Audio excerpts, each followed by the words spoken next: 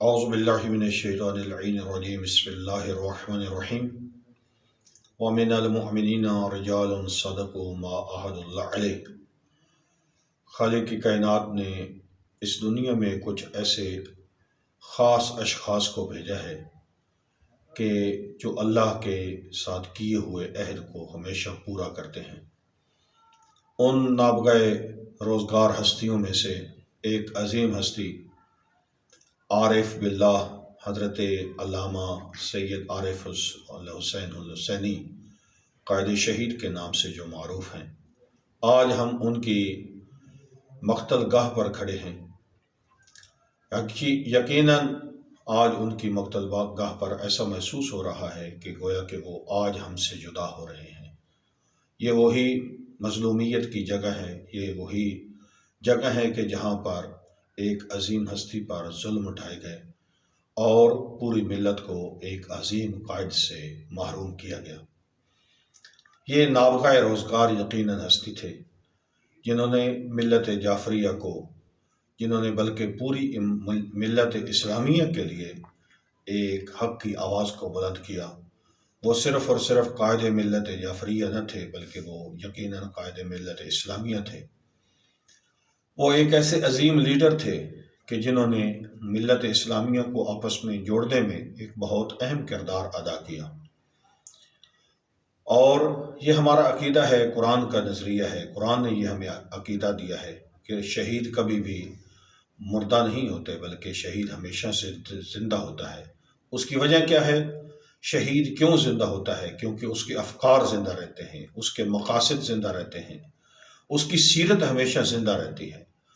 جس مقصد کے لیے اس نے اپنا خون کا نذرانہ پیش کیا ہے، وہ مقصد جب تک زندہ رہے گا شہید زندہ ہی رہے گا۔ میں کہتا ہوں کہ آج بھی قائد شہید کے افکار زندہ ہیں، قائد شہید کی سیرت زندہ ہے، قائد شہید کے نظریات زندہ ہیں، اور الحمدللہ ملت اسلامیہ کے اندر جو اس وقت بھی اتفاق و اتحاد پایا جاتا ہے، یہ قائد شہید کے اس ناحق خون کا صدقہ ہے۔ کیونکہ استعمار اس وقت سمجھ چکا تھا کہ قائد شہید ایک ملت کو جوڑنے کا کردار ادا کر رہے ہیں۔ استعماری طاقتیں یہ مسلمانوں کو آپس میں جڑتے ہوئے دیکھنا پسند نہیں کرتی تھی، اور سب سے بڑھ کر اس شہید کے اندر ایک روح خمینی پایا جاتا تھا۔ وہ پاکستان کے اندر بھی مسلمانوں کو، تمام مکاتب فکر کو ایک مقام پر اکٹھے کر کے ایک اسلامی ماحول کے خواہاں تھے، ایک اسلامی انقلاب کے خواہاں تھے۔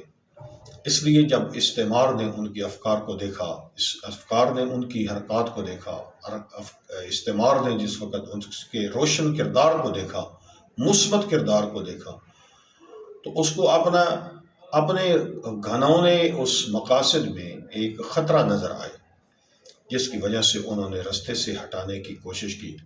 یہ وہ جگہ ہے، کہا جاتا ہے کہ یہ اس تیسری سیڑھی پر موجود تھے کہ جہاں پر اس ظالم نے، وہ سیڑھیوں کے نیچے چھپا ہوا تھا، اس نے نکل کر فائر کیا ہے، اور قائد شہید مظلومانہ طریقے سے ان کے چھاتی میں وہ فائر لگا، جس کی وجہ سے قائد شہید گرتے ہوئے اس مقام پر پہنچے۔